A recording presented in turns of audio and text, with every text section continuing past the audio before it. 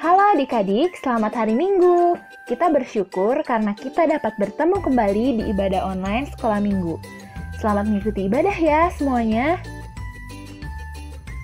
Ayo adik-adik semua, mari kita tutup mata, lipat tangan, dan berdoa bersama. Tuhan kami di sorga, terima kasih untuk hari baru yang telah Kau berikan kepada kami. Kami boleh diberikan kesempatan sekali lagi untuk memuji nama-Mu dan mengenal lebih dalam tentang-Mu. Meskipun kami tidak berkumpul secara langsung dengan Lause-Lause dan teman-teman kami. Persiapkan hati kami ya Tuhan, agar kami dapat fokus, mendengarkan, dan mengikuti dengan baik ibadah ini dari awal hingga akhirnya. Selain itu, kami juga ingin berdoa untuk kesehatan yang baik untuk kami sendiri, keluarga kami, dan juga teman-teman kami. Kami tahu ya Tuhan, bahwa Engkau adalah Tuhan yang baik, dan perlindungan-Mu terhadap kami akan selalu ada, terutama di saat-saat seperti ini. Kami tahu ya Tuhan, Engkau lebih hebat daripada virus-virus apapun di luar sana. Dan karena itu pun kami tidak akan takut. Sekali lagi, terima kasih ya Tuhan. Hanya dalam nama-Mu yang hidup kami berdoa. Amin. Shalom anak-anak, selamat pagi. Hari ini kita mau memuji nama Tuhan dengan lagu Firman Tuhan ada di hatiku dan baca kitab suci.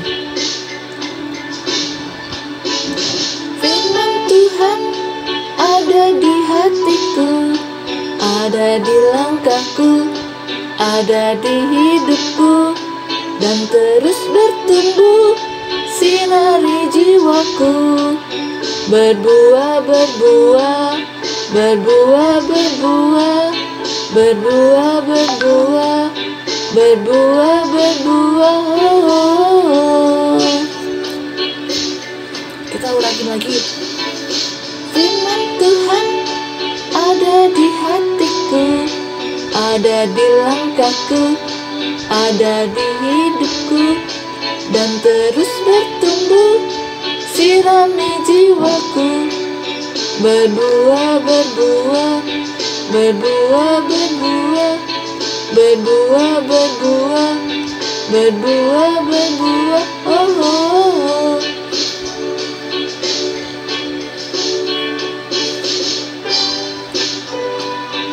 Jadi anak-anak, kita bisa menyirami firman Tuhan ini agar tumbuh subur di dalam hati kita, berbuah, berbuah dan berbuah. Caranya bagaimana?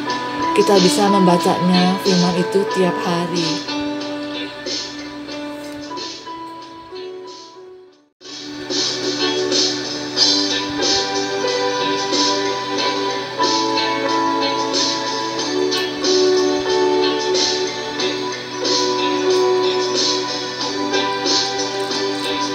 Kita lanjutkan dengan lagu Baca Kitab Suci. Baca kitab suci, doa tiap hari, doa tiap hari, doa tiap hari. Baca kitab suci, doa tiap hari kalau mau tumbuh. Baca kitab suci, doa tiap hari, doa tiap hari, doa tiap hari. Baca kitab suci, doa tiap hari kalau mau tumbuh. Kalau mau tumbuh, kalau mau tumbuh, mari haleluya. Baca kitab suci, doa tiap hari kalau mau tumbuh.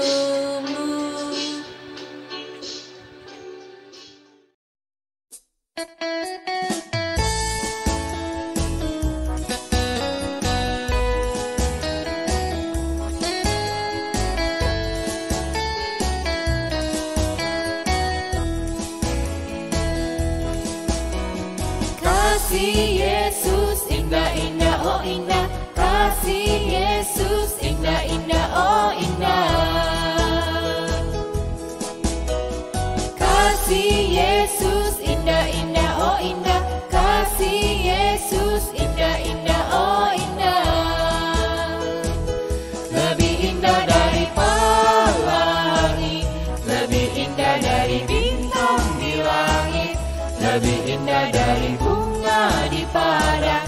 Oh Yesusku,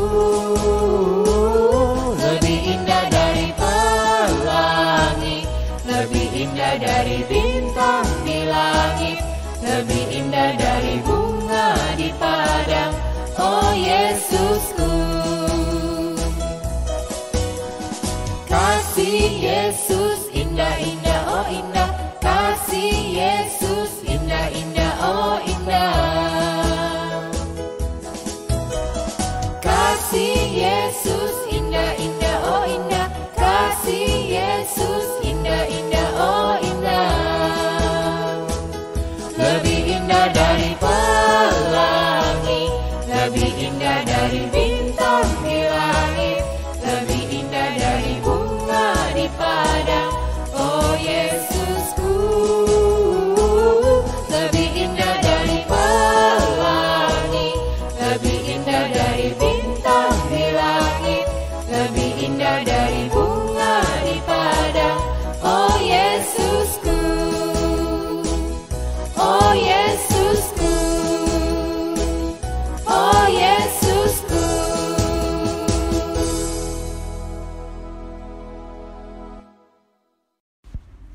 Yuk adik-adik, mari kita baca Alkitab bersama-sama.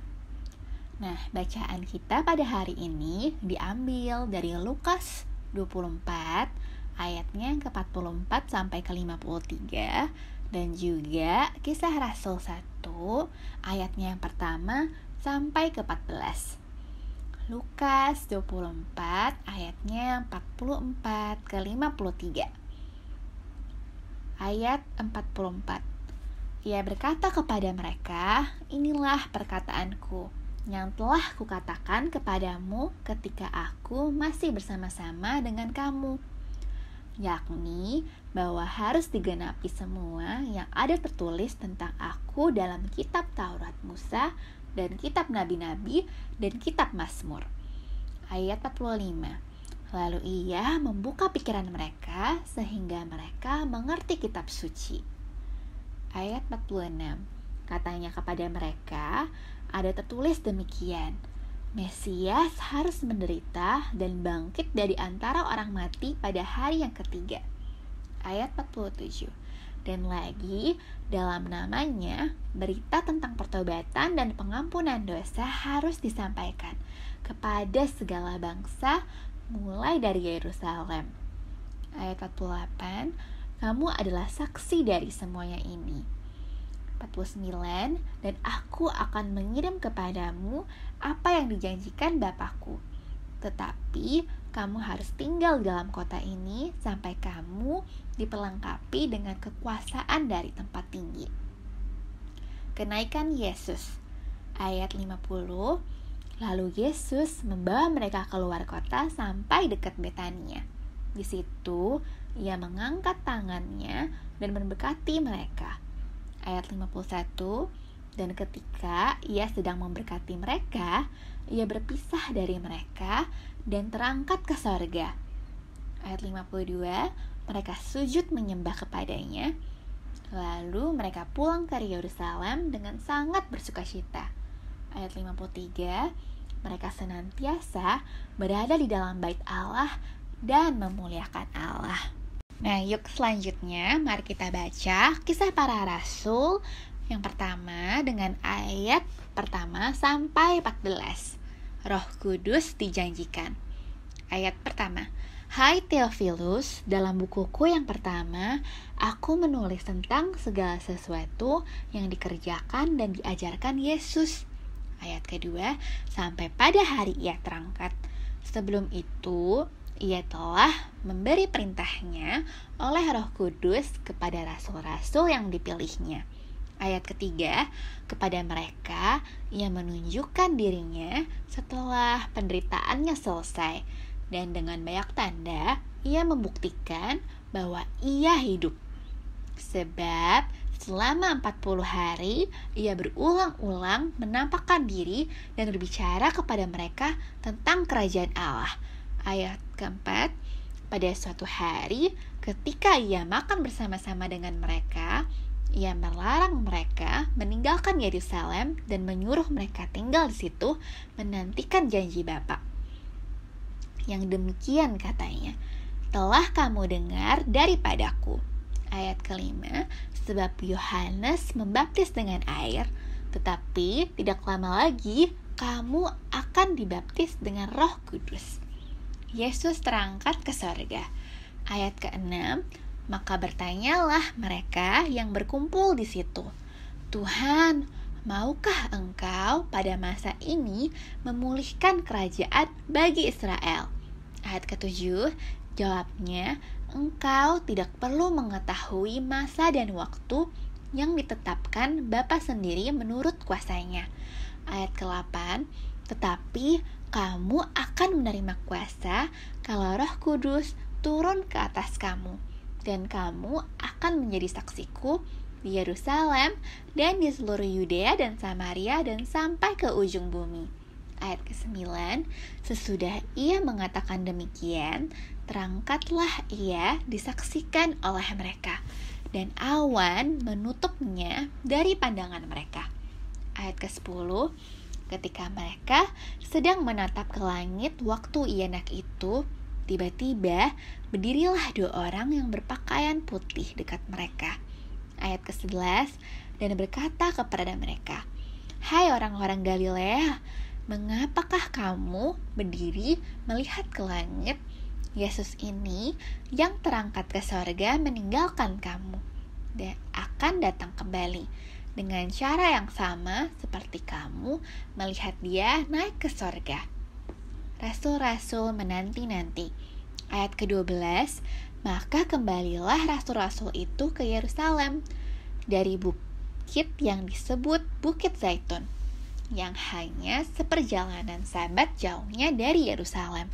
Ayat ke-13, setelah mereka tiba di kota, naiklah mereka ke ruang atas, tempat mereka menumpang. Mereka itu ialah Petrus dan Yohanes, Yakobus dan Andreas, Filipus dan Thomas, Bartolomeus dan Matius, Yakobus bin Alfeus dan Simon orang Zelot dan Yudas bin Yakobus. Ayat ke-14, mereka semua bertekun dengan sehati dalam doa bersama-sama dengan beberapa perempuan serta Maria, ibu Yesus, dan dengan saudara-saudara Yesus. Demikian bacaan kita pada hari ini. Halo anak-anak semua, selamat hari Minggu lagi ya, kita ketemu lagi nih hari ini. Nah, sebelum kita dengar firman Tuhan, yuk kita sama-sama berdoa dulu. Yuk, semua sikap doa, tangannya dilipat, mata ditutup, kita berdoa. Tuhan Yesus, terima kasih, kami bersyukur karena sekali lagi kami diberikan kesempatan untuk sama-sama mengikuti ibadah sekolah minggu online ini, dan sebentar kami akan mendengarkan firman-Mu. Tuhan, kiranya Engkau yang pimpin hati kami, pikiran kami, supaya kami siap mendengar firman-Mu dan kami mengerti apa yang mau Engkau sampaikan kepada kami. Terima kasih Tuhan, hanya di dalam nama-Mu kami berdoa. Amin. Nah, anak-anak, sebelum mendengar cerita hari ini, Lausa mau tanya dulu ke kalian. Kalian pastinya tahu kan, ini gambar apa? Gambar apa? Iya, salib. Udahlah. Apa sih arti salib untuk kalian? Apa yang kalian pikirkan ketika kalian melihat gambar ini? Ketika kalian melihat salib? Apa yang kalian pikirkan? Coba boleh dijawab, kalau semua tahu. Ya, mungkin kalian akan langsung ingat, oh iya Lausa, ini salib nih tandanya Tuhan Yesus. Atau Lausa, salib ini lambang gereja. Salib ini yang menandakan kematian Yesus. Lausa, Yesus mati untuk kita semua, untuk tebus dosa kita semua. Kalau iya jawaban kalian benar. Dan Lausa yakin, percaya, kalian pasti tahu betul apa arti gambar salib ini. Nah, Lausa adalah, kalian sudah tahu kalau salib ini menandakan kematian Yesus untuk kita semua. Lalu menandakan pengorbanan Yesus untuk menebus dosa kita. Dan ini yang menjadi tanda kematian Yesus. semuanya untuk kita semua, itu menunjukkan seberapa besar kasih Tuhan kepada kita. Nah, pertanyaan berikutnya adalah, seperti yang sudah kalian bisa baca, apakah kasih Tuhan hanya berhenti ketika dia disalib? Apakah kasih Tuhan ditunjukkan hanya sampai ketika dia mati untuk kita? Apa yang menjadi kelanjutannya ketika Yesus disalib? Nah, coba kalian pikirkan baik-baik. Apa ya? Apakah kasih Tuhan hanya berhenti disalib? Jawabannya tentu aja enggak ya adik-adik ya. Kalau percaya kalian masih ingat cerita Paskah itu menandakan apa. Nah, tapi untuk kembali merefresh nih, menyegarkan pikiran adik-adik, menyegarkan pikiran kita semua, supaya kita ingat kembali ceritanya, yuk kita saksikan sama-sama ya video yang berikut ini. God's masterpiece. God is with us. This is Jesus. Heyo! Jesus is the Savior of the world and the Son of God. While Jesus was on earth, He taught everyone about God's love. He healed many people from their sickness, performed many miracles like calming storms, and even raised people from the dead. Wahoo! But some people did not like what Jesus was doing, and they put him to death. He died on a cross and was buried in a tomb. For 3 days, Jesus' body laid in that tomb, and it seemed that there was no hope. But very early on Sunday morning, the woman who cared for Jesus went to go visit his body, found that his tomb was empty and that he was no longer there. For he was risen. He was alive. Nah, adik-adik tadi sudah selesai ya melihat videonya. Di dalam potongan video itu kita bisa mengingat kembali nih ya, Yesus yang sudah melakukan banyak mujizat, sudah mengajar banyak orang, yang begitu baik deh sama orang-orang. Itu, sekalipun Yesus sebaik itu, tapi kita kembali harus ingat ya, nggak semua orang suka sama Yesus, dan akhirnya Yesus dijatuhi hukuman mati. Dan akhirnya Yesus disalib, mati, yang kita rayakan di Jumat Agung. Dan setelahnya, pada hari yang ketiga, nggak berhenti hanya sampai disalib, tapi pada hari ketiga Yesus bangkit. Nah, adik-adik, ketika Yesus bangkit tadi, kita udah sama-sama nonton videonya ya. Semua orang mungkin kaget, Yesus nggak ada di dalam makamnya ya. Kemana Yesus ya? Dan apakah kejadiannya berhenti cuma sampai orang mencari-cari, kubur itu kosong, membuktikan Yesus telah hidup? Jadi setelah kejadian kebangkitan Yesus ini, setelah kehilangan Yesus di dalam makamnya ini, yuk kita saksikan lagi nih kelanjutan videonya. Huh? Heyo! Rah! And then for the next 40 days, Jesus appeared to his disciples and many others and showed them that he was alive and well. He taught them that what he did was the only way that they could be forgiven and be with God forever. Jesus told his disciples that he did all the things that God had told everyone that he would do, and the disciples understood what he was saying. Yep, that makes sense.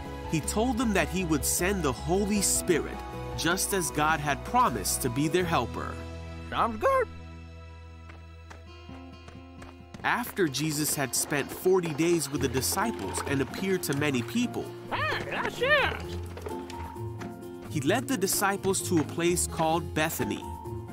Jesus blessed the disciples and told them to go out and tell the whole world about him and the good news of forgiveness and make disciples of them.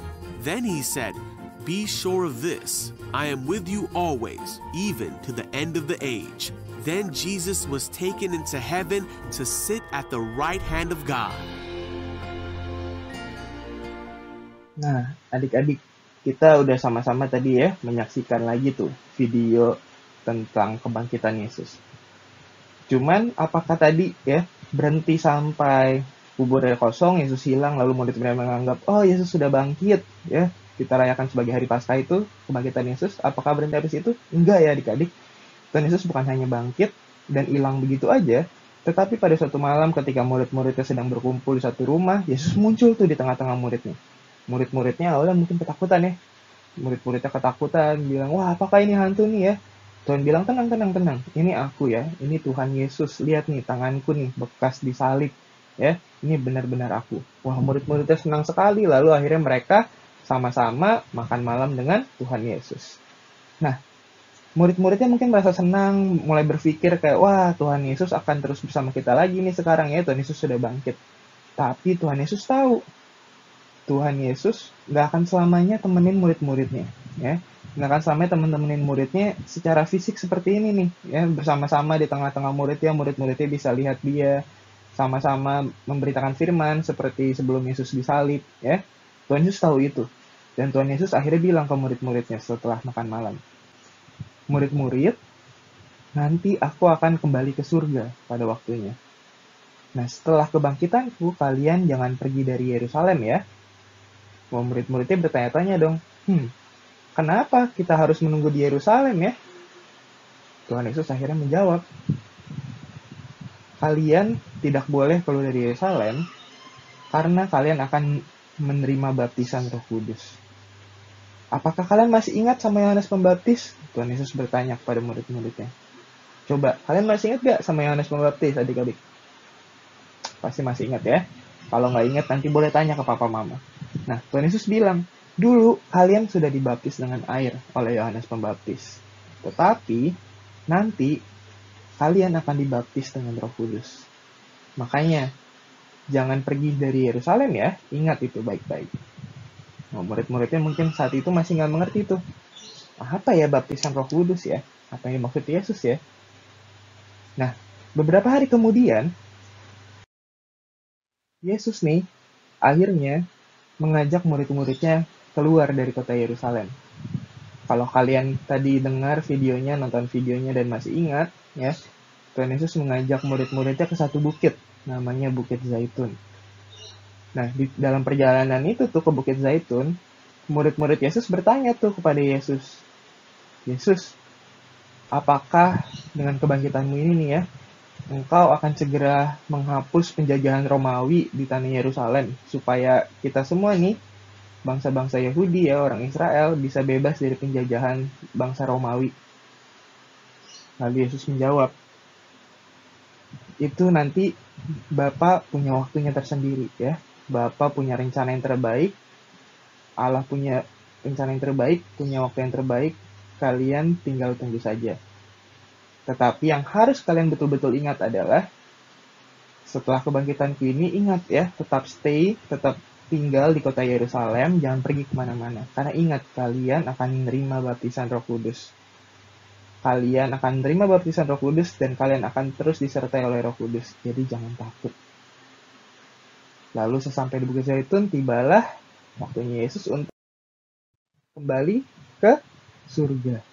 Akhirnya, Yesus memberkati murid-muridnya untuk yang terakhir kalinya ketika dia ada di bumi. Yesus kembali ke surga. Setelah tadi itu menyampaikan kalau murid-muridnya akan dibaptis oleh Roh Kudus, akan tetap disertai Roh Kudus. Jadi, nggak perlu takut, sekalipun Yesus mungkin nggak sama-sama lagi sama mereka, secara fisik bisa mereka lihat di dunia ini. Dan, udah deh, Yesus kembali ke surga adik-adik. Murid-muridnya bengong-bengong ya. Waduh, sekarang Tuhan Yesus udah gak sama-sama lagi sama kita ya. Tuhan Yesus kembali lagi udah ke surga. Murid-muridnya terbengong-bengong. Mungkin ada juga yang merasa ketakutan ya. Coba kalian bayangin tuh. Tadinya mereka punya Tuhan Yesus, bisa mereka lihat secara langsung di tengah-tengah mereka. Dan sekarang Tuhan Yesus harus pergi meninggalkan mereka. Mereka masih terbengong-bengong, tiba-tiba datang malaikat ya. Hei kalian ya semua, kenapa kalian semua cuman diam di sini terbengong-bengong ngeliat-ngeliat begitu doang? Ingat aja, jangan takut, tadi Yesus sudah bilang kalian akan menerima baptisan Roh Kudus, dan juga Tuhan Yesus akan kembali kok nantinya. Di suatu hari nanti Yesus akan kembali dengan cara yang sama seperti sekarang. Dia kembali ke surga. Wah, mendengar itu murid-muridnya jadi tenang dan ingat tuh pesan Yesus. Kita harus stay dulu di kota Yerusalem. Nah, adik-adik, dari cerita hari ini, ya, kita udah flashback kembali dari Yesus diadili, dihukum mati, dihukum disalib, akhirnya disalib, lalu dikubur, dan bangkit pada hari ketiga, dan bukan cuma sekedar bangkit, tapi menampakkan diri kepada murid-muridnya. Dan juga Tuhan Yesus udah bilang tuh nanti murid-muridnya akan dibaptis dengan Roh Kudus, ya, akan disertai Roh Kudus, dan akhirnya Tuhan Yesus kembali ke surga. Apa sih yang bisa kita pelajari ya? Kita udah mendengar nih ceritanya. Apa yang bisa kita pelajari dari cerita? Yang pertama, Tuhan itu bukan cuma hanya mati untuk kita, tapi Dia juga bangkit untuk kita. Ya, jadi Tuhan, kasihnya Tuhan nggak berhenti sampai di kematian untuk kita, tapi Tuhan juga membuktikan kealahannya, ya, kehebatannya yang luar biasa. Dia bukan cuma mati, tapi Dia juga bisa bangkit loh. Dan maka dari itu kita harus percaya kalau suatu hari nanti Tuhan akan membawa kebangkitan juga bagi kita. Jadi sekalipun kita nanti suatu hari nanti akan mati, akan meninggal, kita nggak perlu takut. Karena akan ada kebangkitan di dalam nama Tuhan Yesus kalau kita percaya. Bukan kebangkitan langsung bangkit begitu sih, ya. Tapi kita percaya Tuhan sudah menyediakan tempat bagi kita di surga, ya, bangkit menyediakan tempat bagi kita di surga. Jadi nggak perlu takut. Dan yang kedua, Dia yang sudah bangkit itu tadi udah menjanjikan kepada murid-muridnya, Dia juga akan kembali dengan cara yang sama, ya. Dan masalahnya kita nggak tahu nih kapan ya Dia akan kembali untuk kita. Makanya sambil menunggu nih kedatangan Tuhan Yesus Yesus kembali ke muka bumi ini, kita harus tetap semangat bertumbuh di dalam Tuhan, semangat membaca firman Tuhan, mempersiapkan diri kita supaya nanti ketika Tuhan Yesus kembali ke muka bumi ini untuk kita semua manusia, kita udah siap menyambut kedatangannya, ya. Nah, menyiapkan diri, jangan sampai kita cuma menyiapkan diri kita sendiri. Tapi ingat, ya, poin ketiga yang hari ini kita sudah pelajari. Kita harus menyebarkan kabar baik ini kepada semua orang, ya. Harus kasih tahu kalau Tuhan Yesus udah lahir untuk mereka, udah akhirnya mati untuk mereka, dan udah bangkit untuk mereka, dan Tuhan Yesus akan kembali lagi untuk mereka, ya. Makanya kita harus sama-sama menyiapkan diri dengan penuh sukacita dan jangan takut, ya. Sekalipun di dunia ini nanti kita akan menghadapi banyak cobaan. Mungkin sekarang cobaannya adalah corona, ya. Cobaan sekarang adalah susah nih langsung sekolahnya, ya, online. Atau misalkan, aduh langsung papa mama di rumah suka berantem, aduh langsung begini, aduh langsung begitu. Tapi Tuhan Yesus sudah ngomong juga ke murid-muridnya, dan udah ngomong ke kita semua, nggak usah takut, ya. Selama di bumi ini, kita bisa berdoa kepada Tuhan, Roh Kudus juga selalu menyertai kita, dan kita harus terus ingat untuk terus fokus. Jangan fokus ke ketakutan kita, tapi kita juga belajar untuk fokus menyiapkan kedatangan Yesus dengan cara memberitakan kabar baik ini. Dengan berani, tanpa takut, karena tahu Roh Kudus beserta dengan kita. Dan suatu hari nanti Tuhan Yesus akan kembali untuk kita. Nah, adik-adik, sekarang yuk ambil Alkitabnya. Kita baca ayat hafalan hari ini. Kita buka sama-sama Yohanes 14 ayat 3b. Ayo, diambil Alkitabnya, langsung tunggu ya. Sama-sama kita buka Yohanes 14 ayat 3b. Sudah semuanya? Sudah? Nah, kalau sudah, sama ya. 1, 2, 3. Yohanes 14 ayat 3b. Aku akan datang kembali dan membawa kamu ke tempatku. Siapa aku yang akan datang kembali ini? Iya, aku di sini maksudnya Tuhan Yesus, ya. Tuhan akan datang kembali dan membawa kamu kita semua nih manusia yang percaya kepadanya ke tempatku, ke tempat Tuhan Yesus di surga sana, ya. Yuk, kita baca lagi sama-sama ya. 1, 2, 3. Yohanes 14 ayat 3b. Aku akan datang kembali dan membawa kamu ke tempatku. Ya, Tuhan Yesus akan datang kembali dan membawa kita semua ke tempat Tuhan, ke tempat Yesus di surga sana. Dan kita harus ingat tadi ya, sekali lagi, nggak perlu takut di dunia ini karena ada Roh Kudus yang menyertai kita, dan Tuhan Yesus sudah menjanjikan ya, Dia akan datang kembali untuk kita. Maka kita harus mempersiapkan kedatangannya dengan baik. Oke, adik-adik. sampai di sini cerita hari ini. Nah, kalian penasaran nggak sama cerita minggu depan apa nih? Ya, kelanjutan dari cerita tadi tuh ya. Setelah muridnya terbengong-bengong, lalu akhirnya pulang dengan gembira, kembali dengan sukacita karena mereka tahu tuh Tuhan Yesus akan kembali lagi nanti dengan cara yang sama. Apa ya kelanjutan cerita minggu depan ya? Nih, kalau saya kasih sedikit contekannya ya. Yuk kita lihat sama-sama. Not long after that, the Holy Spirit did come to the disciples to be their helper. The disciples knew that God would truly be with them always. Nah, gimana? Makin penasaran nggak abis lihat cuplikan cerita buat minggu depan? Kalau penasaran, mau tahu nih kelanjutan ceritanya apa? Kita ketemu lagi ya di sekolah minggu online minggu depan. Ya, sampai ketemu minggu depan. Tuhan Yesus berkati.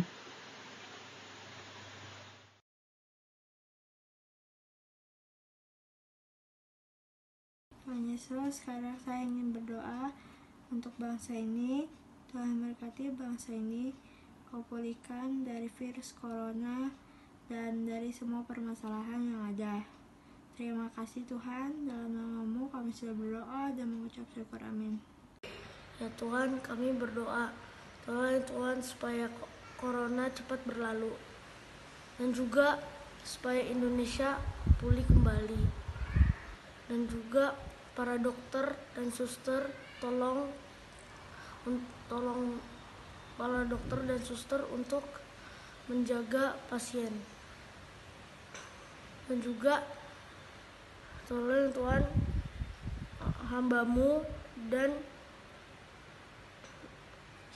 jemaat supaya bisa beribadah. Terima kasih Tuhan, haleluya, amin. Teman-teman, sebelum kita mengakhiri ibadah kita hari ini, langsung mau ngajak kita sama-sama lipat tangannya, tutup matanya, kita bersatu dalam doa. Tuhan Yesus, terima kasih ya Bapa buat penyertaan-Mu, pimpinan-Mu sepanjang ibadah kami hari ini, dari awal sampai selesai. Tuhan, terima kasih hari ini kami boleh kembali diingatkan kalau Tuhan Yesus sudah naik ke surga dan menjadi Raja atas segala bangsa. Kami percaya dengan sungguh-sungguh dari hati kami kalau Tuhan akan datang kembali dan membawa kami kembali ke surga suatu saat nanti. Tuhan, kami berdoa menyerahkan diri kami masing-masing, keluarga kami, bangsa dan negara kami, kiranya Tuhan yang terus melindungi, menyertai, memberkati kami semua. Kami sebentar lagi akan kembali ke aktivitas kami masing-masing, kiranya Tuhan juga yang pimpin. Dalam nama Tuhan Yesus, kami berdoa, kami mengucap syukur. Amin.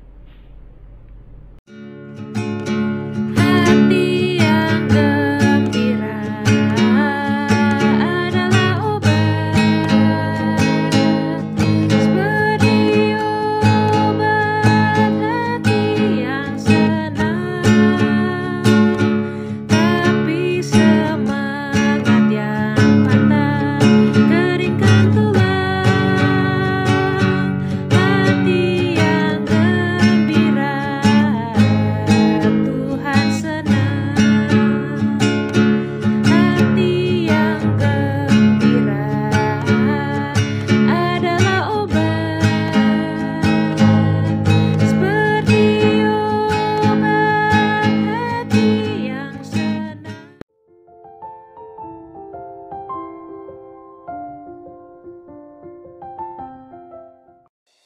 Nah, ibadah kita sudah selesai. Terima kasih adik-adik telah mengikuti ibadah online sekolah minggu ini dari awal sampai akhir. Sampai jumpa di pertemuan selanjutnya. God bless you and always stay safe and stay healthy. Bye-bye.